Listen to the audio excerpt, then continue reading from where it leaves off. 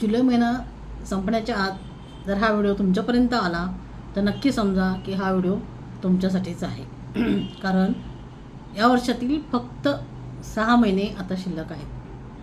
खरं सांगा, जानेवारीत तुम्ही काय काय संकल्प केले होते, काय काय ध्येय ठरवली होती आणि स्वतःला काही प्रॉमिसेस केले होते, वचन दिले होते, त्यापैकी किती तुम्ही पूर्ण केलेत? कदाचित तुम्ही ठरवलं असेल की यावर्षी फिटनेस सुधारायचा आहे, आर्थिक प्रगती करायची आहे, नवीन काहीतरी कौशल्य शिकायचं आहे, यूट्यूब सुरू करायचं आहे, पुस्तकं वाचायची आहे किंवा काही अधिक डिसिप्लिन राहायचं आहे आणि बरंच काही करायच्या गोष्टी तुम्ही प्लॅनिंग केला असेल, बरोबर.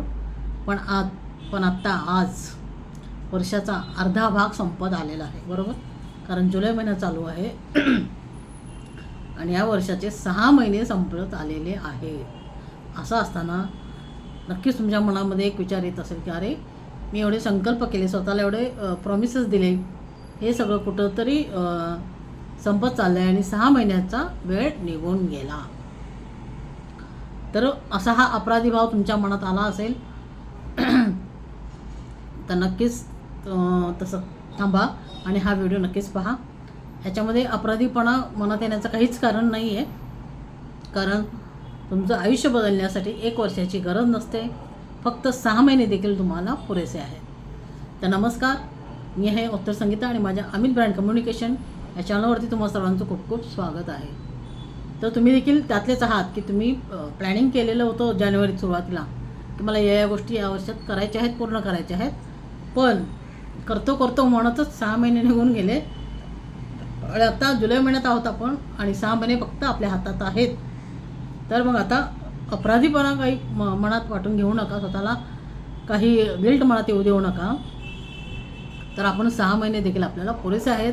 आपण आपल्या आयुष्यामध्ये नक्की आपले ध्येय गाठू शकतो, ती आपली स्वप्न पूर्ण करू शकतो.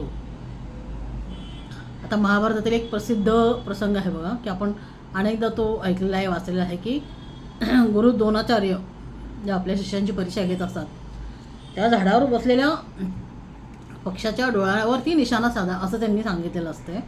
मग सगळ्यांना काय दिसतं, तर सगळ्यांना कोणाला झाड दिसतं, कोणाला पानं, कोणाला आकाश आणि कोणाला तो पक्षी दिसत असतो.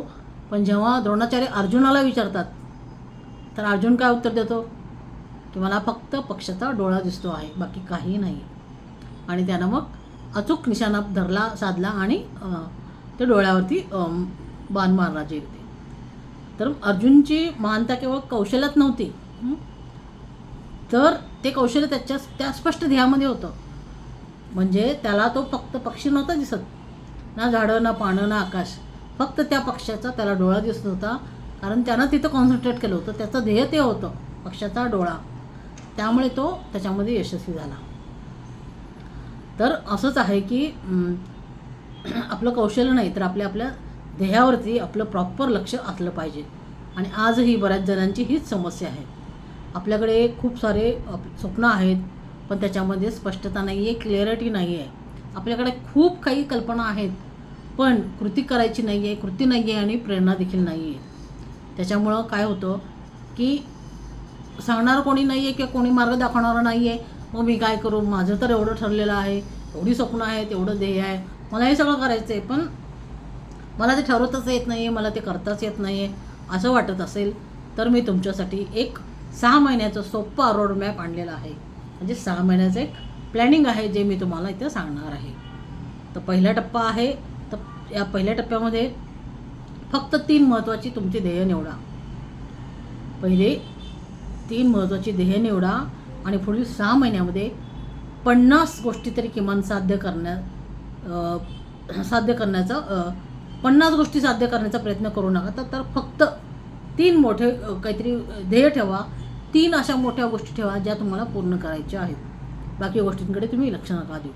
पहिलं एक असेल ते म्हणजे स्वतःच्या आरोग्यासाठी, दुसरं ध्येय असेल तुमच्या करिअरसाठी आणि तिसरं ध्येय असेल ते तुमच्या वैयक्तिक व्यक्तिमत्वासाठी, म्हणजे तुमच्या पर्सनॅलिटीसाठी, तुमच्या.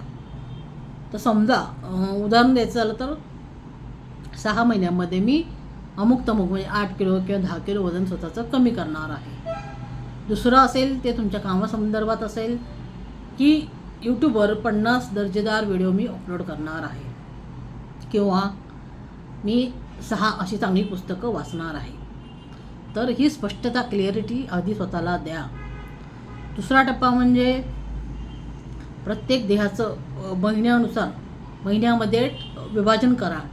टप्प्यांमध्ये त्याचं विभाजन करा. महिन्याच्या जसं की तुमचं ध्येय 50 व्हिडिओ बनवायचं असेल तर दर महिन्याला साधारण 8 व्हिडिओ आणि दर आठवड्याला 2 व्हिडिओ तयार हे करावेच लागतील. म्हणजे आठवड्याला 2 व्हिडिओ आणि महिन्याला 8 असे व्हिडिओ तुम्हाला बनवावे लागतील.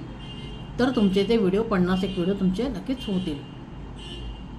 आता ध्येय जे आहे त्याच्यामध्ये त्याला कृतीमध्ये विभाजन करायचं असेल तर पुढचा टप्पा हा आहे की 1-3-5 हे नियम वापरा. 1-3-5. तर दररोज अशी एक यादी ठरवा की ज्याच्यामध्ये 1 नंबरला सर्वात महत्त्वाची कामं कोणती करायची आहेत ते 1 नंबरला ठेवा. दुसऱ्या पॉईंटवरती महत्त्वाची कामं कोणती आहेत त्याला प्रायोरिटी द्या. आणि तिसऱ्या टप्प्यावरती छोटी कामं जी आहेत त्याला प्राधान्य द्या. यामुळं पूर्ण दिवसाचं तुमचं नियोजन स्पष्ट राहणार आहे आणि तुम्हाला ते स्पष्ट तुम्हाला ते अंमलबजावणी त्याची करता येणार आहे. पुढचा चौथा टप्पा आहे की प्रत्येक कामाला वेळ द्या.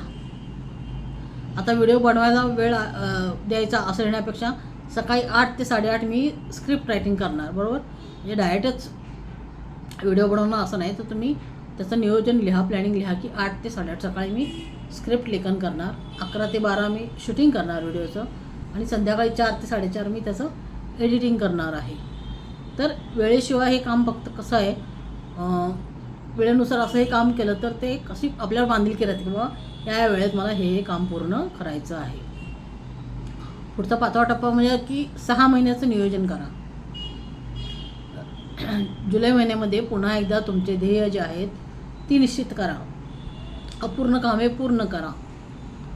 आणि ऑगस्ट महिन्यामध्ये सातत्य ठेवा त्या कामामध्ये. जे तुम्ही ठरवलं ना, आता ध्येय जे तुम्ही पक्की केली आहेत त्याच्यामध्ये सातत्य कसं राहील याचा विचार करून पुढच्या महिन्यामध्ये असं वळण लावा, स्वतःला शिस्त लावा की बाबा हे जे ध्येय ठरवले त्याच्यासाठी मी काम करणार आहे. परत सप्टेंबर महिन्यामध्ये तुमचं जे कौशल्य विकास आहे तर 1 महिना पूर्ण तुमच्या कौशल्यावरती सुधारण्यावरती तुमच्या काम तुमचं दर्जेदार बनवण्यासाठी त्याच्यावरती तुम्ही लक्ष केंद्रित करा. त्यानंतर येतो सप्टेंबरनंतर ऑक्टोबर. तर हा अंमलबजावणीचा महिना, म्हणजे जास्तीत जास्त निर्मिती करा, जास्तीत जास्त सराव करा आणि जास्तीत जास्त प्रकाशित करा. म्हणजे तुम्ही लिखाण करत असाल तर तुम्ही लिहा, त्याचं एडिटिंग चांगलं करा आणि जिथे कुठे तुम्हाला पोस्ट करायचे तिथे प्रकाशित करा. यूट्यूब करत असाल, यूट्यूब चालवत असाल तर यूट्यूबसाठी पण जास्तीत जास्त सराव करा आणि जास्तीत जास्त व्हिडिओ तुम्ही तिथे पोस्ट करू शकता. नोव्हेंबर महिना आहे, याच्यामध्ये पुनरावलोकन महिना, म्हणजे काय काम करत आहे आणि काय नाही करत आहे याचा आढावा घ्या. तुम्ही आत्तापर्यंत काय केले आणि काय करत नाही आहात याचा पूर्ण आढावा घ्या. आणि डिसेंबर महिन्यामध्ये पूर्ण महिना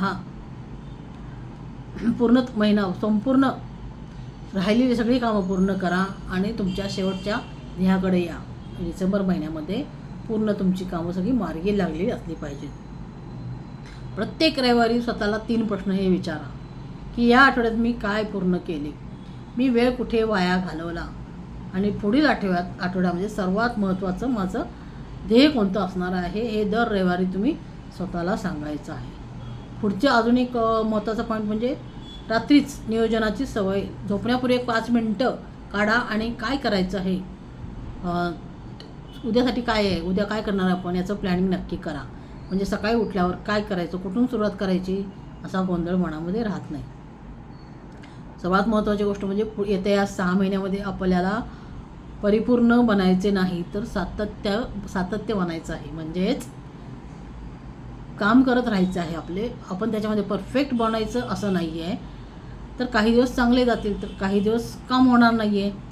तर किमान एक नियम लक्षात ठेवा की एखादा दिवस चुकला, एखादा दिवस राहिला तर स्वतःला दोष देऊ नका. दुसऱ्या दिवशी पुन्हा नव्याने सुरुवात करा.